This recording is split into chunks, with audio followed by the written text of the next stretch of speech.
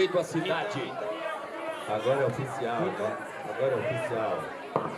Bom, gente, agradecer a todos aí. Meu nome é Sócrates.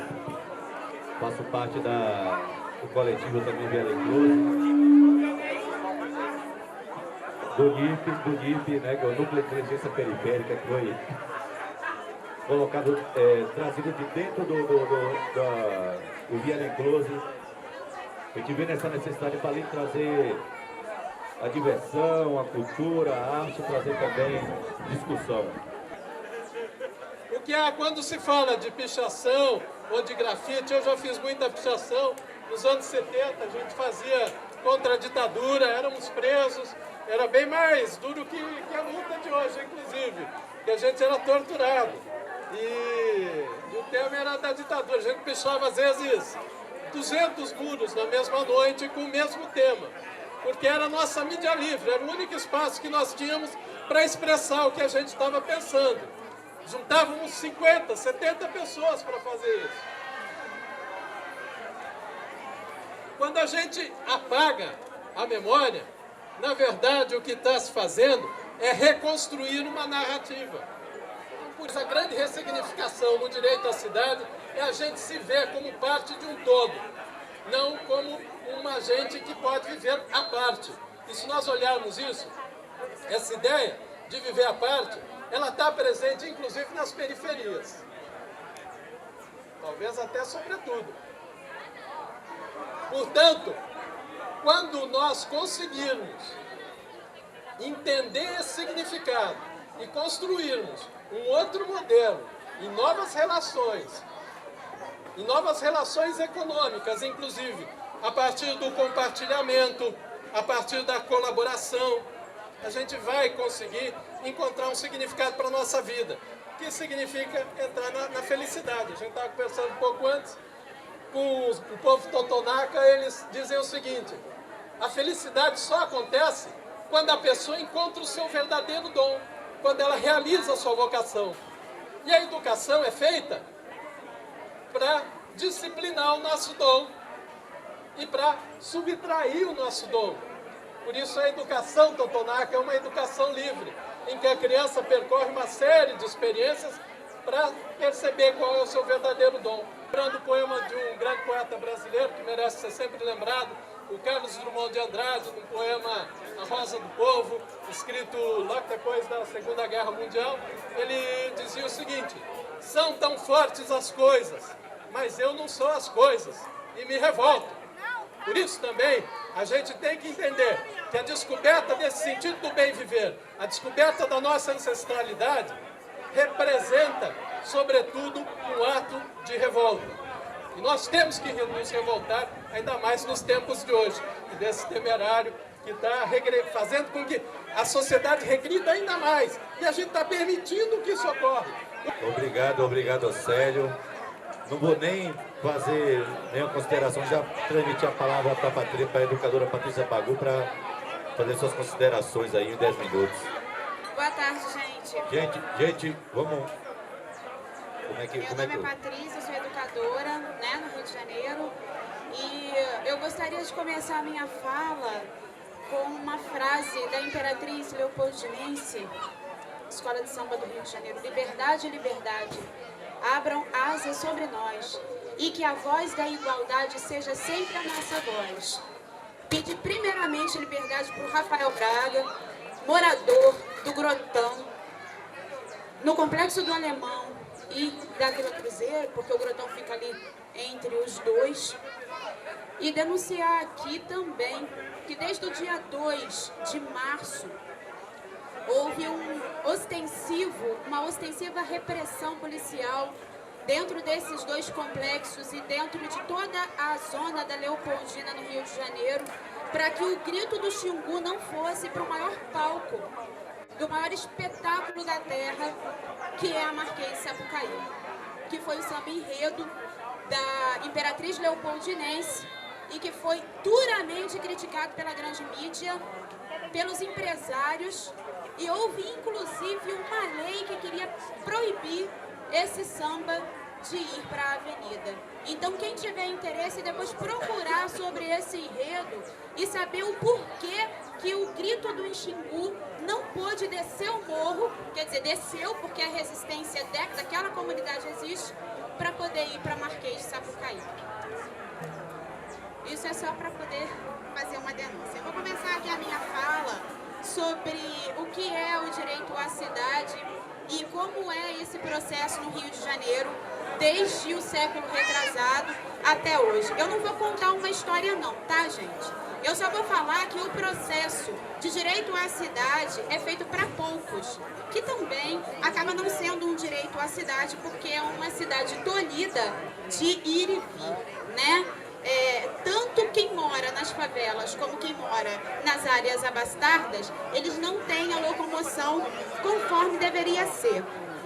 Eu vou começar com um breve histórico aqui do samba. Alguém falou aqui dentro da mesa sobre o grafite e o samba, sobre a proibição, e que dentro no século passado, no início do século passado, essa proibição era feita para que o negro dentro das favelas e as pessoas que morassem dentro das favelas não denunciassem o que acontecia ali dentro, né? E veio depois disso, através disso, a higienização de Pereira Passos, que no governo passado foi repetido pelo então prefeito Eduardo Paes, que foi de tirar as comunidades dos grandes centros e enviar para as grandes periferias, tirando todo aquele contexto cultural do centro da cidade para que aquilo fosse apagado, mais voltada para a Belle Époque, uma sociedade francesa e embranquecida e menos enegrecida. Eu fiz uma observação quando eu cheguei aqui em São Paulo, da outra vez que eu estive aqui, é que eu vejo muito poucos negros na cidade de São Paulo, no centro, eu vejo mais nas periferias. No Rio não acontece muito isso, é tudo muito misturado. Então esse processo tem sido gradativamente sendo planejado para que os centros sejam cada vez mais brancos e as periferias fiquem superlotadas de pessoas com culturas que não agradem a sociedade burguesa carioca, né? Então, assim, existiu esse processo de higienização como? Primeiro, removendo as comunidades dos seus locais, né? O primeiro tipo de remoção foi através de implantação da polícia dentro das comunidades com as UPPs. A primeira coisa que aconteceu dentro das UPPs foi a proibição do baile funk dentro das favelas. Isso foi um ataque à cultura negra e à cultura de favela. Eu não vou falar só de periferia, porque no Rio de Janeiro a favela está dentro do grande centro. Então a cultura de favela foi tolhida através das UPPs.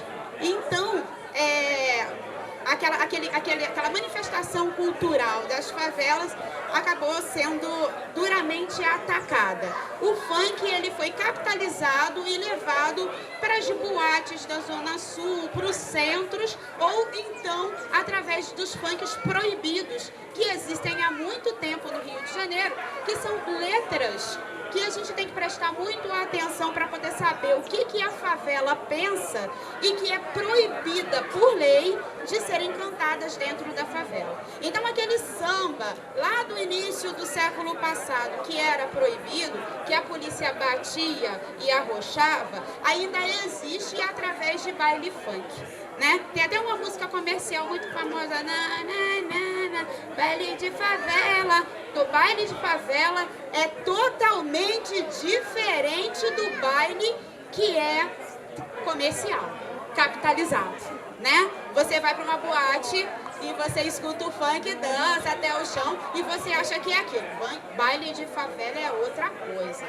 Baile de favela é papo reto e fala o que a comunidade pensa. Eu não sei se é o que a comunidade tem que escutar, mas é o que a comunidade pensa.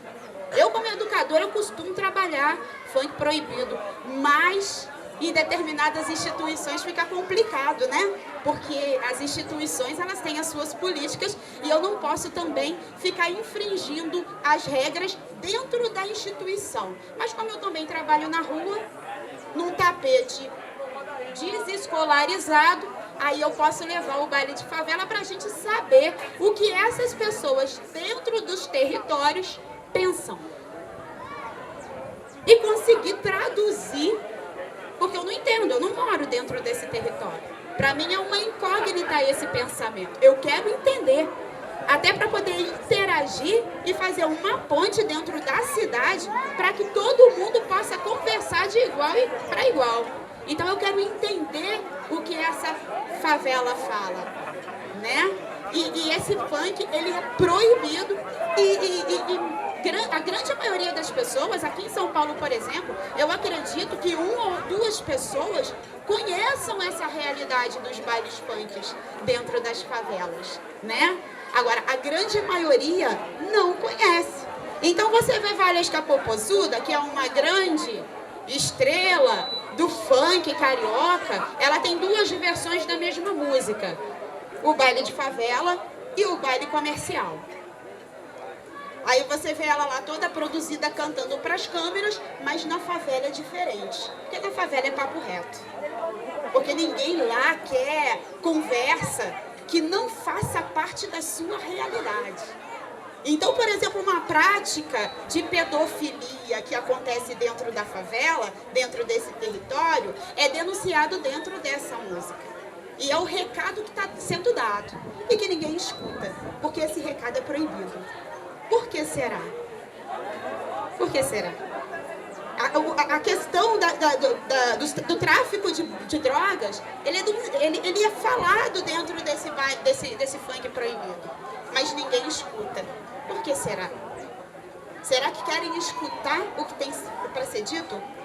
Né? Então, assim, é muito complicado. Então, a primeira coisa que eles fizeram foi proibir o baile funk. Outra coisa, eles proibiram toda manifestação cultural depois das 10 horas da noite. Eu sou mangueirense, da Escola de Samba Mangueira, eu desfilo, eu fiz faculdade dentro da favela da Mangueira, e o maior patrimônio que a Mangueira tem é o samba. E não poder manifestar a sua cultura, porque é depois das 10 horas da noite que o samba acontece, dentro do Palácio do Samba, que é a quadra da Mangueira, uma região de UPP, foi o maior golpe que a favela recebeu. E muito gentilmente a área da Leopoldina, lá perto da Imperatriz, o Cacique de Ramos, o primeiro bloco carnavalesco do Rio de Janeiro, emprestou a quadra para a Mangueira continuar os seus ensaios, porque senão o carnaval seria prejudicado, né? Então, nesse ano, inclusive, a Mangueira homenageou o Cacique de Ramos. Boa tarde aí para todo mundo. Vai estar aqui hoje fazendo um bagulho difícil de fazer, quer trocar ideia e conversar junto. Então, eu queria dizer que eu tenho mais perguntas a compartilhar com vocês do que exatamente uma fala ou uma análise sobre o que é direito à cidade. E aí eu quero falar uma pequena frase do Eduardo Galeano, que é um escritor uruguaio, que ele diz assim: nós somos o que fazemos, mas somos principalmente o que fazemos para mudar o que somos. Eu vou repetir essa frase porque eu acho que ela é digna de reflexão. Nós somos o que fazemos, mas somos principalmente o que fazemos para mudar o que somos. Então, primeira coisa, direito à cidade. Quem não tem carro não tem direito à cidade noturna, porque o transporte público, ele acaba à meia-noite.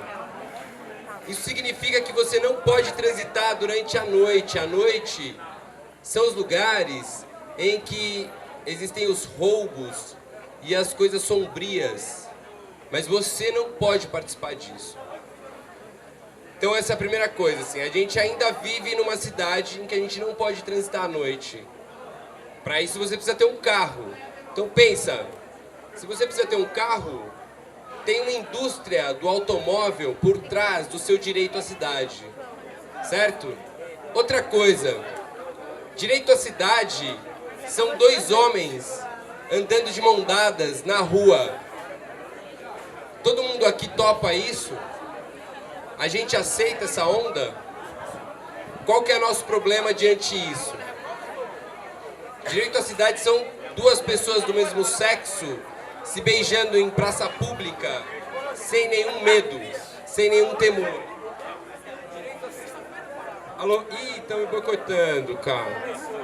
Direito à cidade são mulheres andando com a roupa que ela quiser, sem ter olhares fulminantes em cima dela. Isso é um direito à cidade. Você já pensou como seria você sair de shortinho curto na rua? Você é homem, né? Já pensou como seria? Provavelmente você teria medo. Provavelmente você estaria em risco de sofrer uma violência. Nós homens, né? E aí eu queria falar de direito à cidade nesse lugar. De quem sou eu? Porque aqui todo mundo assiste pornografia na internet, né? Então a frase que eu falei antes é isso: você é o que você faz quando você está sozinho, mas principalmente aquilo que você faz para mudar o que você é. E o quanto a gente está... Amém? E o quanto a gente está preocupado em transformar aquilo que somos, e o quanto a gente está preocupado em transformar aquilo que os outros são. Porque parece que sempre o inferno são os outros, mas já paramos para pensar que o ser mais insuportável do universo é você mesmo? Você já parou para pensar que você não pode sair de si mesmo? Você não pode voltar para casa e sair de você mesmo. Você não pode se esconder e sair de você mesmo. Você sempre vai estar na sua presença. Então, quando você quer pensar direito à cidade, porra, aí não vai rolar, hein? Tô falando. Quando a gente vai pensar direito à cidade, a gente tem que pensar quem somos nós. E quem somos nós é um lugar muito difícil e muito cansativo de se pensar. Então a gente, dentro de nós, tem várias construções sociais, como o machismo, como o racismo, como a gordofobia, como tudo que não é tido como normal. E aí quando a gente vai falar de direito à cidade, primeiramente, a gente tem que se perguntar se a gente entende e aceita a diversidade. Porque o mundo é diverso. Ninguém é igual a você, ninguém pensa como você. Então o primeiro lugar do direito à cidade, na minha visão, porque eu fiquei pensando muito isso essa semana para poder falar isso, é a tolerância. Então, quando o sujeito vai lá e picha... Caralho, eu já gastei tudo isso? Então, quando você vai lá e picha o muro, e você é crítico a isso, você precisa se perguntar o que levou aquele cara a pichar, como ele está se sentindo, porque certamente você gostaria de que as pessoas alheias a você pensassem como você está se sentindo. Então, direito à cidade, quem constrói somos nós. Não é o Dória, não é a Bia Dória, que deflora florestas para fazer peças de tronco de árvore. O direito à cidade, quem define somos nós. O quanto nós estamos mudando nossos caminhos individuais para transformar o entorno em que a gente vive, as pessoas. Quantas broncas a gente dá na roda, na bolha, né, do Facebook, os nossos amigos, quando a gente discorda. Ou a gente dá um sorriso nervoso e um tapa nas costas. Então, o que a gente está fazendo em relação a nós mesmos? A gente toma cerveja que não é cerveja, come uma comida que não é comida, a gente bota nossos filhos numa escola que fode a vida deles, que acaba com seus sonhos, que acaba com suas possibilidades de pensar por si só. E todos nós fomos crianças. E quando a gente vai alugar uma casa, se você tem um filho, você não pode. que criança não mora? Criança é só um inferno. Então você não pode alugar a casa. Então quando a gente vai falar de direito à cidade, a gente tem que pensar também sobre... E o direito ao amor? Vocês acham que uma pessoa negra tem o mesmo direito ao amor do que uma pessoa branca? Vocês já pensaram nisso? Quando a gente vai falar de direito à cidade, a gente, sem jeito e sem escapatória, vai ter que falar de nós mesmos. Quando nós somos canalhas e machistas nos grupos de WhatsApp, quando nós somos fakes e mentirosos nas publicações das redes sociais, o quanto o meu discurso agora, nesse momento, corrobora para o funcionamento do mercado, o quanto a minha alma e o meu ser inteiro está mercantilizado diante do mercado.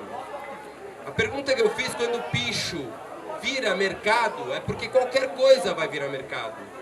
O samba virou mercado, a capoeira virou mercado, o hip hop virou mercado. Vocês sabem de uma coisa importante? Quando se usava Nike e Adidas no Brooklyn em 1980, a Adidas e a Nike era contra. Sabe por quê? Porque quem usava Nike e Adidas eram os pretos, os brancos pobres, os favelados. E eles não gostaram de vincular sua marca aos brancos pobres, aos pretos, aos travestis, às lésbicas, a porra toda de minoria, que convenceram a gente a chamar de minoria, quando é maioria, caralho. O que é minoria na sociedade? Minoria é a burguesia. Do que vive a burguesia? Me fala, a burguesia vive de renda. Se qualquer um de nós aqui falar que vive de renda, a gente sente vergonha. Se qualquer um de nós aqui deixar de pagar o carnê nas Casas Bahia no dia certo, a gente sente vergonha. Mas nenhuma burguesia sente vergonha de ter arma em casa, de viver de renda. O Dória, ele deve mais de 150 mil reais de sonegação de imposto. Ele é o prefeito. Quantos de nós acreditamos no Dória? Quantos de nós acreditamos no Dória? Quantos de nós acreditamos que não era golpe? Quantos? Então, quando a gente fala de direito à cidade, eu queria falar muito mais, eu queria poder ouvir mais do que eu estou falando. A gente tem que se olhar para a porra do umbigo da gente e falar o quanto eu estou perpetuando o mercado, o quanto eu estou perpetuando o racismo, o quanto eu estou perpetuando toda essa merda que está aí. Essa semana eu tenho muitos amigos e essa semana um amigo falou que na padaria que a gente vai junto, coisa e tal... Concluindo, Pedro. Vou concluir. Ele não pôde comprar o cigarro no cartão de crédito. Mas ele não pôde porque ele é negro. Só que ele é inteligente. Ele pediu o código do consumidor, ficou 5 minutos, achou. Falou, olha, se você tem aqui uma máquina de crédito, você é obrigado a me vender. E o dono da padaria disse, mas eu não vou te vender nada. Aí ele falou, tudo bem. Ficou mais 5 minutos e foram 10 minutos da vida desse sujeito, procurando no Código de Consumidor o direito que ele tinha de comprar se o estabelecimento estiver vendendo. Provou para o sujeito que ele estava dentro da lei. O sujeito ficou puto e aí uma moça branca saiu do balcão e conseguiu dizer isso a ele. O que você está fazendo não é legal. E o legal não é legal legalmente na lei, não é legal humanamente. E foi embora. Ele ainda ficou mais 15 minutos para conseguir comprar a porra do cigarro dele. Agora, se fosse eu, que sou branco, eu compraria na primeira. No dia seguinte eu fui à padaria e eu reclamei em voz alta, com medo e com medo de retaliação. Houve uma situação de racismo aqui nessa padaria. As pessoas ouviram, ficaram incomodadas, coisa e tal, você gera um certo incômodo. Quando eu fui pagar, eu falei, olha, semana passada um amigo esteve aqui, ele vem sempre com a filha dele, coisa e tal.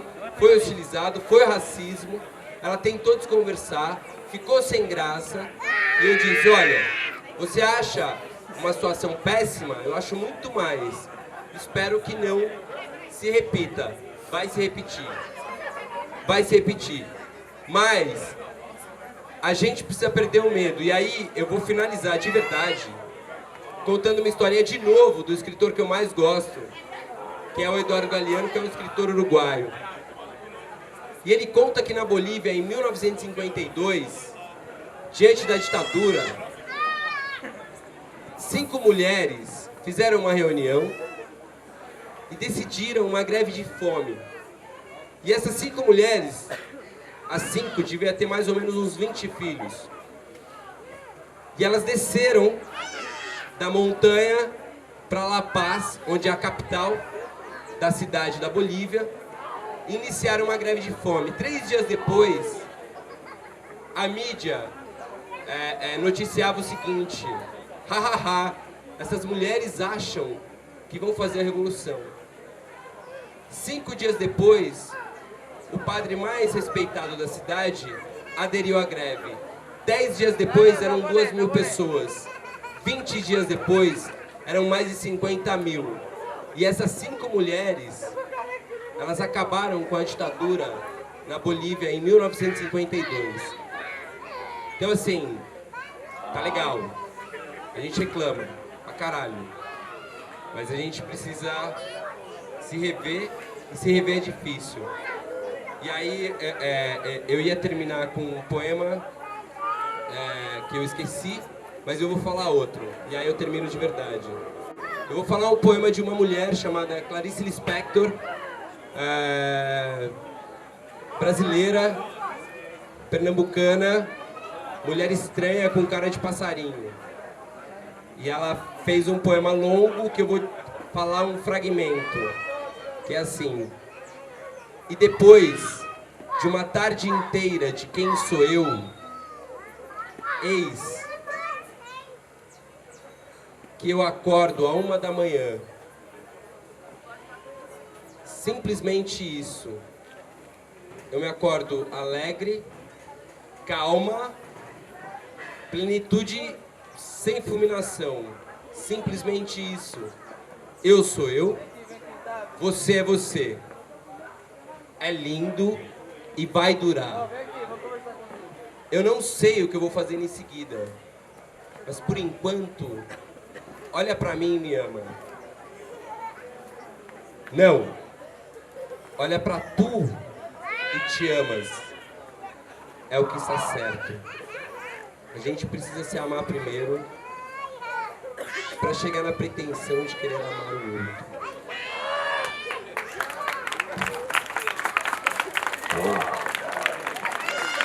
Bonito, isso aí não dá nem para eu puxar, que daria assim uma análise transversal dessas histórias aí. Então eu vou passar logo a palavra para a querida Marcela, que urbanista, que está aqui para dar sua contribuição, mas só que tem um detalhe da Marcela. Ela chegou aqui correndo, porque ela estava no MASP, lá na Vila Paulista, numa atividade lá no MASP. E do MASP, diretamente para aqui, por um vizinho, para André Dias, para a mesa do Núcleo de Inteligência Periférica. Marcela. Boa tarde. Primeiro eu queria dizer que eu me sinto de fato muito privilegiada de estar aqui e de ter tido esse convite. Há um tempo já eu trabalho com intervenções urbanas, com comunidade, e isso é uma coisa que eu acredito muito, assim, essa colaboração e esse negócio de tentar transformar a periferia em centro, tentar como que a gente, no território que a gente habita, se apropria e transforma esse território, para de fato pautar e criar encontros e criar relações. E eu estava então na Paulista fazendo uma ação sobre direito à cidade. A ideia original era a gente fazer um streaming, né? Então, uma exibição ao vivo desse debate lá, mas por falta de infraestrutura e tal, a gente não conseguiu. Por enquanto. Por enquanto, exatamente. Mas isso que eu vejo como quase que duas possibilidades de entendimento do que é direito à cidade. Então, o primeiro seria direito à cidade que já existe, que já está dada, então acesso aos equipamentos públicos e a instituições, etc. E o outro seria o direito de criar alternativas de cidade, que é o que a gente está fazendo aqui, sabe? Que é como que a cidade que a gente vive pode ter encontros e pode ter essa relação de se encontrar no outro, de se olhar no olho do outro e, de fato, coexistir, né? Mais do que aceitar e tolerar a diferença, é de fato esse encontro, assim. E que é uma coisa que eu prezo muito, que eu vejo que há alguns anos a gente está fortalecendo, que quando o Célio fala de ir além da resistência, acho que é justamente isso, como que a gente pensa essa articulação e essa relação de grupos que estão espalhados na cidade para, de fato, se fortalecer, sabe? Exatamente. E aí, então, o que tá rolando... O que foi isso exatamente aí? Eu quero saber também sobre você. Eu falei que a gente tá travado no lugar que ela tá falando. Mas eu sinto que isso é, enfim, um dos passos que vem sendo dados para criar essas trocas, né? E para que essas relações sejam de fato mais fluidas e que consigam alcançar, ter mais impacto e tal. Então, quando você fala da situação que a gente está tendo agora na prefeitura, que é justamente desse apagamento dos grafites e tal, é justamente isso, que essa ocupação de espaços privilegiados na cidade por linguagens outras que estão fora do que é homogêneo, do que é pautado como normal, etc., incomodam, né?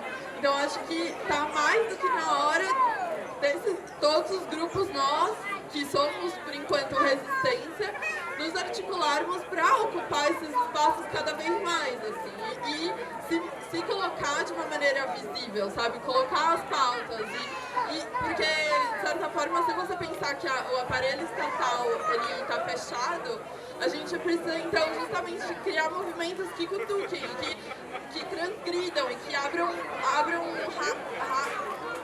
rachaduras, né? Abram brechas nesse espaço que é tão estabelecido, né? Que é a mesma coisa que quando no começo do ano teve aquela pichação no Monumento às Bandeiras, e que também foi logo apagada. Então acho que também esse questionamento, né? Qual essa ideia de cidade que estamos se passando e como que a gente consegue trazer essas outras linguagens, fortalecer essa rede de pessoas que estão propondo outras visões, outros olhares de cidade, assim. Acho que é mais ou menos isso que eu tinha para falar. E aí acho que então podemos abrir para o debate justamente para discutir tanto esses questionamentos quanto possibilidades de ação e de articulação para além do que acontece aqui, né? Então é isso, obrigada. Obrigado, Marcela. Queria agradecer, acabando aqui.